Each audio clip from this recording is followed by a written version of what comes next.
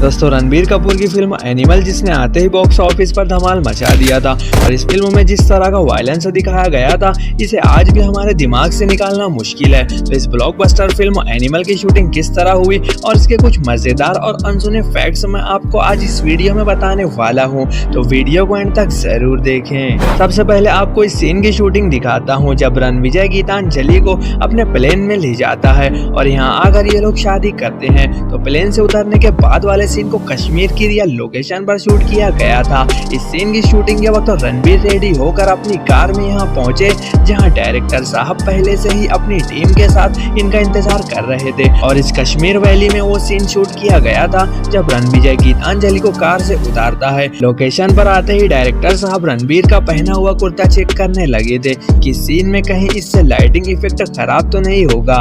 अब आपने फिल्म में अबरार का वेडिंग सीन और इसकी तीनों बीवियों को तो देखा ही था। फिल्म में अबरार की पहली बीवी का रोल जिस एक्ट्रेस ने किया था इनका नाम है शबाना हारून जो एक ब्रिटिश एक्ट्रेस है। शूटिंग के वक्त ये तीनों एक्ट्रेस एक दूसरे के साथ बहुत फन करती थी। वहीं आपको बता दूं ये खुद बॉबी देओल की बहुत बड़ी फैन है और इनके साथ काम करना इनके लिए एक ड्रीम था। लेकिन जब ये अपना सीन थिएटर में देख रही थी तब इन्हें बहुत शर्म आ रही थी क्योंकि सीन ही ऐसा था जिसे फैमिली के साथ नहीं देखा जा सकता। इनके बाद दूसरी वाइफ का रोल जिस एक्ट्रेस ने किया था इनका नाम है शफीना शाह। ये भी एक पाकिस्तानी मुस्लिम एक्ट्रेस है। इन्होंने फिल्म में अबरार की दूसरी बीवी का रोल अदा किया था और इस सीन में आप देख सकते हो किस तरह ये अपना ब्लैक ड्रेस पहनकर रेडी हुई है और इनके चेहरे से ही आपको समझ आ रहा होगा कि ये कितनी खुश है क्योंकि इनका भी सपना था कि वो एक दिन किसी बॉलीवुड की फिल्म में काम करेंगी। दूसरी वाइफ के बाद बारी आती है अबरार की तीसरी वाइफ की जिनका नाम मानसी है। फिल्म में आपने देखा था कि अबरार अपनी तीसरी बीवी से निकाह होने के बाद सबके सामने ही इसके साथ जबरदस्ती फिजिकल होता है। इस सीन की शूटिंग के लिए डायरेक्टर ने मानसी को सेट पर बहुत पहले ही बुलाया था ताकि इस सीन के लिए वो पहले ही कंफर्टेबल हो जाए। अब ये तैयार होकर सेट पर रिहर्सल करने आ गई और यहीं पर ये इन दोनों एक्ट्रेस से भी पहली बार मिली जो अबरार की बीवियों का रोल कर रही है। इसके बाद यहाँ इस सीन की शूटिंग जारी है जिसमें अबरार की तीसरी वाइफ बेड पर पड़ी होती है और अबरार अपनी दूसरी बीवी के साथ फिजिकल होता है। इस सीन को मानसी ने पूरी टीम के सामने शूट किया था। इसके बाद चलते हैं अगले बिहाइंड द सीन्स की तरफ जहां रणबीर कपूर ये मशीन गन चलाते हैं और मुझे अभी भी याद है जितनी सीटियां और तालियां पूरी फिल्म में नहीं बजी थी इससे कई ज्यादा सीटियां और तालियां सिर्फ इस मशीन गन वाले सीन पर बजी थी। साथ ही लोग इस गन को केजीएफ में चलाई गई बड़ी अम्मा मशीन गन की कॉपी कह रहे थे और इनका कहना था कि बड़ी अम्मा के सामने ये मशीन गन कुछ भी नहीं थी। अब फैन और अंधभक्त होने में बहुत फर्क है। अगर ये दोनों सीन दिखाकर आप 4 साल के छोटे बच्चे से भी पूछोगे तो वो एनिमल वाली मशीन गन को ही बेटर बताएगा। खैर हम इस मशीन गन का बिहाइंड द सीन देख रहे थे तो आपको बता दूं ये मशीन गन को बनाने में कोई वीएफएक्स का कमाल नहीं था बल्कि इसे एक्चुअल में बनाया गया है और इसे बनाने में टोटल 26 करोड़ का खर्चा आया था। वहीं इसका वजन ही 500 केजी है क्योंकि इसे प्योर स्टील और एल्यूमिनियम से बनाया गया है। साथ ही इस मशीन को बनाने में वो सारे ऑपरेटर्स लगे हैं जो एक कार में लगाए जाते हैं। शूटिंग के वक्त जब इसे चलाया जाता था तब ये पूरी मदद करती थी। बस पाया और गोलियों को बाद में वीएफएक्स से ऐड किया गया था क्योंकि सच में इस गन से गोलियां नहीं चलती। साथ ही आपने फिल्म में अनिल कपूर का बॉडी डबल देखा था। इसे रणविजय अपने दुश्मनों को चकमा देने के लिए इस्तेमाल करते हैं। लेकिन आपको बता दो इस बॉडी डबल के लिए डायरेक्टर ने किसी हमशक्ल को कास्ट नहीं किया था बल्कि अनिल कपूर ने ही अपने बॉडी डबल का रोल प्ले किया था। इस सीन के लिए पहले अनिल कपूर पर प्रोस्थेटिक मेकअप किया गया। सबसे पहले इनके चेहरे पर ग्रीन लेटेक्स मटेरियल लगाकर इनके चेहरे के स्ट्रक्चर को कॉपी किया और इस हासिल किए गए स्ट्रक्चर से इनकी फेक नाक, फेक कान और फेक चिन्ह वगैरह बनाए गए जिसे बाद में मेकअप के जरिए इनके चेहरे पर लगाकर कुछ इस तरह का बॉडी डबल बना दिया। और मैं आपको इस सीन की शूटिंग दिखाता हूँ जहाँ इस सॉन्ग के बाद रणविजय और गीतांजलि चल रहे होते हैं और गीतांजलि जब रणविजय के पापा के बारे में कहती है तो इसे गुस्सा आ जाता है और ये कहता है कुछ भी बोलना पर इसके पापा के बारे में अगर कुछ बोला तो वो बर्दाश्त नहीं करेगा। इस सीन को कश्मीर की सहादरी वैली के करीब शूट किया गया था जो नॉर्मली एक छोटे से गांव के बाहर एक खेत की लोकेशन थी। इस सीन को डिफरेंट एंगल से शूट करने के लिए कई बार रीटेक करना पड़ता था जिसके लिए रणबीर और रश्मिका को एक ही सीन 15 बार करना पड़ता था और शायद इसी परफेक्शन की वजह से हमें फिल्म के हर सीन में वायलेंस के साथ साथ इमोशन भी फील हुआ था।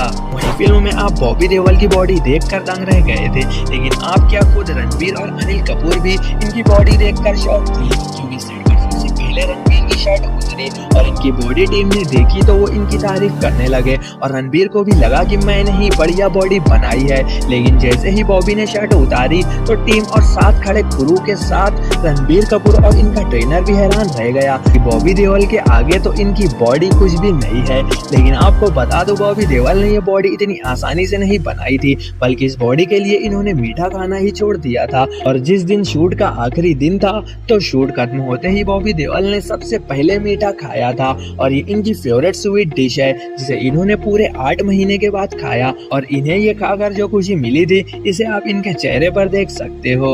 बॉडी की बात हो रही है तो ये भी आपको बता दूं कि इस बॉडी को बनाने में बॉबी देओल को पूरे 4 से 7 महीने लग गए थे। शुरुआत में इन्हें बॉडी मसल बनाने के लिए बहुत हेवी वर्कआउट करना होता था क्योंकि इन्होंने वर्कआउट छोड़ दिया था। इस बीच इन्हें एक हॉलीवुड के जिम ट्रेनर ट्रेन किया करते थे। बॉबी देओल ने इस बीच लगभग 10 किलो तक अपना वजन बढ़ाया था। इसके बाद फिल्म में आपने रणविजय का जो हाउस देखा था वो रियल में सैफ अली खान का हाउस है। जी हाँ, शायद आपको पता नहीं होगा, इस हाउस वाले सीन को सैफ अली खान के पटौदी पैलेस में शूट किया गया है और इस पूरे पैलेस की कीमत 800 करोड़ है। इस पैलेस के सेंटर में एक महल है जिसे मेन पटौदी हाउस कहा जाता है और इस महल के अंदर पूरे 150 कमरे हैं। फिल्म में रणविजय का घर, रणविजय का गार्डन, रणविजय का रूम सब इसी महल के अंदर, बाहर और आसपास में शूट किया गया है और इस पूरे हाउस वाले सीन को शूट करने में लगभग 1 महीने लग गए थे। यहाँ आप बाहर टेंट तो लगता हुआ देख रहे हो। यहाँ उस सीन की शूटिंग होने वाली है जब रणविजय के पापा का बर्थडे होता है और रणविजय का पंगा अपनी बहन के हस्बैंड से हो जाता है। साथ ही आपको ये भी बता दूं कि सैफ अली खान की ये प्राइवेट प्रॉपर्टी है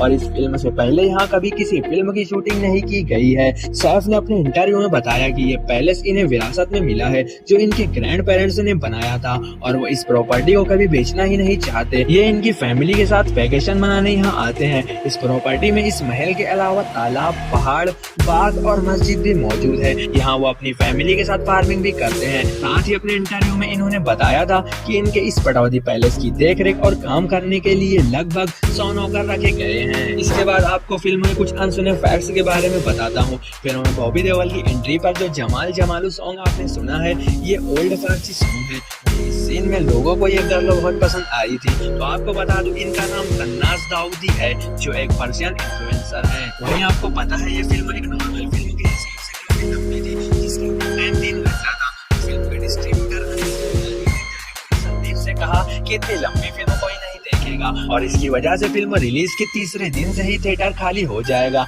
पर संदीप को अपने ऊपर पूरा भरोसा था और इन्होंने फिल्म को कट करके छोटा करने से इनकार कर दिया था। साथ ही आपको ये भी बता दूं कि फिल्म में जोया के रोल के लिए तृप्ति से पहले सारा अली खान को अप्रोच किया गया था और इन्होंने ऑडिशन भी दिया था और वो रणबीर के साथ बोल्ड सीन्स करने के लिए रेडी थी। लेकिन संदीप रेड्डी वांगा ने इन्हें रिजेक्ट कर दिया क्योंकि इन्हें लगा कि सारा ये नेगेटिव कैरेक्टर को इतनी अच्छी से नहीं निभा पाएगी। फिल्म की कंप्लीट शूटिंग को तो लगभग 5 से 6 महीने लग गए थे। इसके बाद सिर्फ इसे एडिट करने में टीम को पूरे 4 महीने लगे थे।